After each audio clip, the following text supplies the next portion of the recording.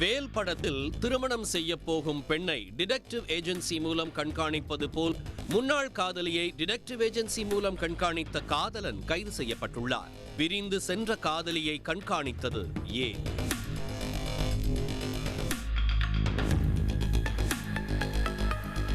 ஓய்வு பெற்ற மேஜிஸ்ட்ரேட்டின் 28 வயதுடைய மகள் ஒருவர் சென்னையில் வசித்து வருகிறார்.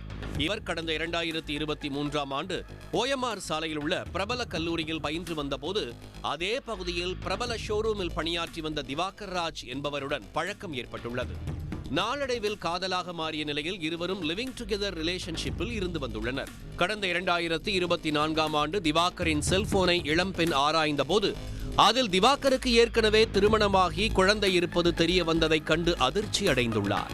பின்னர் திவாகருடனான காதலை முறித்துக் கொண்டு தனியாக இளம்பெண் வசித்து வந்த நிலையில் தொடர்ச்சியாக திவாகர் இளம்பெண்ணை காதலிக்குமாறு கூறி தொல்லை கொடுத்து வந்துள்ளார்.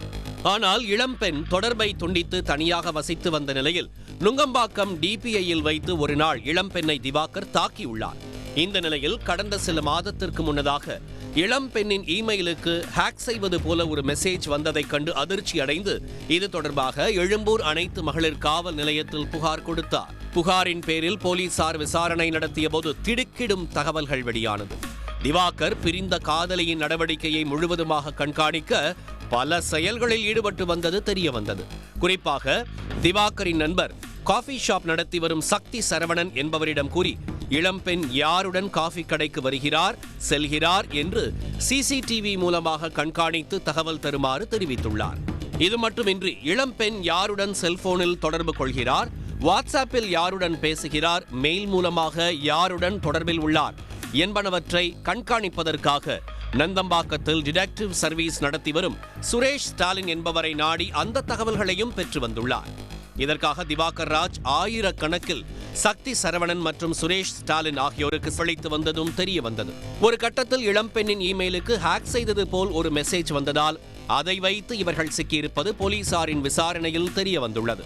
இதனால் உடனடியாக போலீசார் இளம்பெண்ணின் முன்னாள் காதலன் தியாகராய நகரைச் சேர்ந்த திவாகர் ராஜ், காஃபி ஷாப் நடத்தி வரும் சூளைமேட்டைச் சேர்ந்த சக்தி சரவணன் மற்றும் நந்தம்பாக்கத்தில் டிடெக்டிவ் சர்வீஸ் நடத்தி வரும் டிடெக்டிவ் ஏஜென்ட் சுரேஷ் ஸ்டாலின் ஆகிய மூவரை கைது செய்தனர். கைது செய்யப்பட்ட டிடெக்டிவ் ஏஜென்ட் சுரேஷ் ஸ்டாலின் முன்னதாக சென்ட்ரல் ஏஜென்சியில் பணியாற்றி வந்ததால் அதை வைத்து இளம்பெண்ணின் கால் டீடைல்ஸ் மற்றும் வாட்ஸ்ஆப் உள்ளிட்ட தகவல்களை திருடி தெரிவித்து வந்ததாக போலீசார் தெரிவித்தனர். இந்த தகவல்களை எடுத்துக் கொடுக்க சுரேஷ் ஸ்டாலினுக்கு உதவிய நபர் குறித்து போலீசார் விசாரணை மேற்கொண்டு வருகின்றனர்.